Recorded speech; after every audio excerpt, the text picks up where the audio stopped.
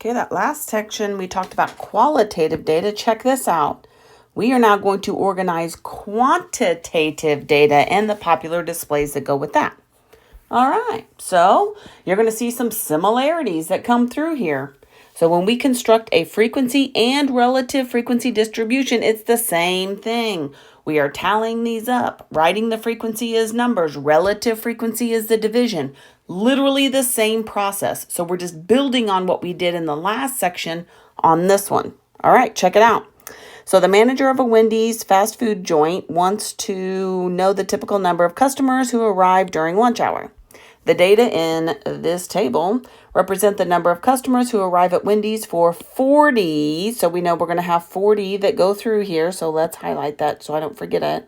Randomly selected 15-minute intervals of time during lunch. For example, during one 15-minute interval, 7 customers arrived. Okay, so here is the data that goes with that. We're constructing a frequency and relative frequency distribution.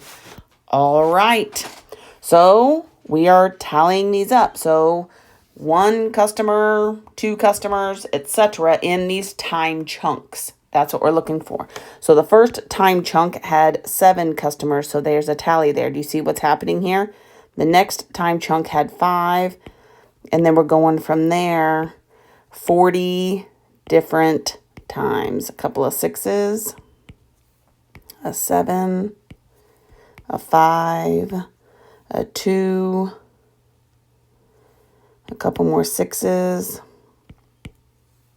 a 1, a 5, a 9. Ooh, that was a busy time right there. Another 6. That seems to be the most frequent, doesn't it? There's an 11. There's a 2. We've got a 3 and a 7. 1, 2, 3 4s. A 7 and a 5. A 7 and a 5.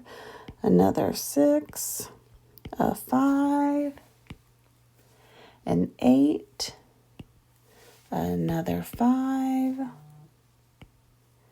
A 9, a 2, a 7, another 2, a 4. Notice the same thing that we did last time is what we're doing here. We're crossing them off. 4 of those.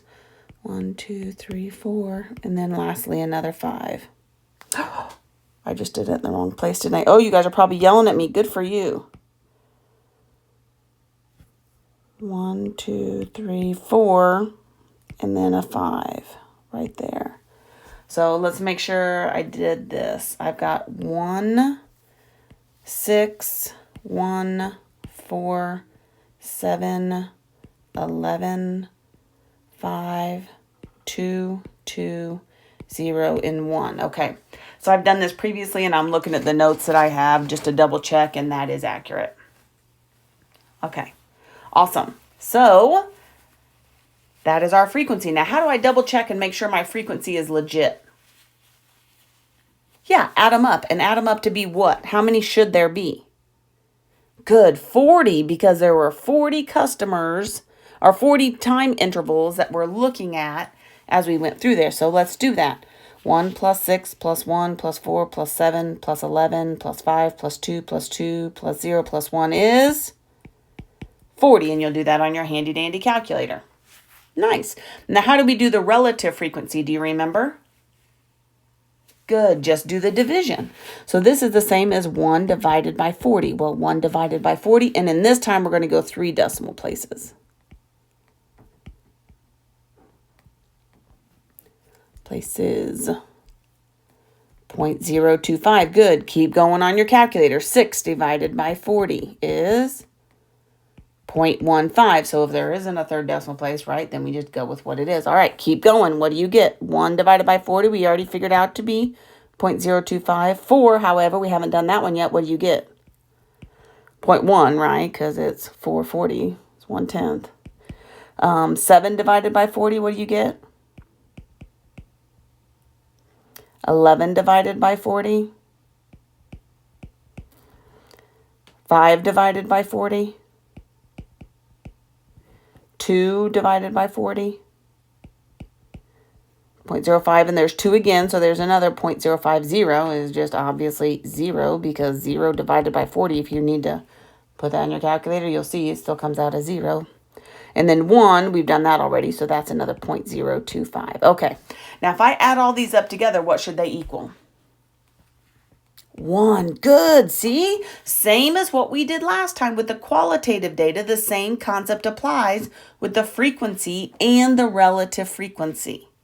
So it's just the same deal. This is just quantitative data, so putting numbers to it instead of characteristics. But you still do the work the exact same way. Cool.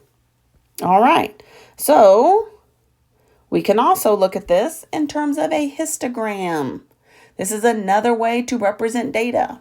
So a histogram is constructed by drawing rectangles for each class of data. The height of each rectangle is the frequency or relative frequency of the class. The width is the same and the rectangles touch each other. This is the main difference between a histogram and a bar graph. A bar graph, they're all independent of each other. A histogram in particular, all of the different rectangles touch each other as they go through there, all right? And then you have the numbers that go with this. Now, the order matters with these numbers because this is quantitative data. So you go in order because it's a quantity, and then you're up with the frequency or relative frequency either way, right? The histogram works the same way. It just depends. You have to make sure you're labeling the vertical axis the same way. Cool, right?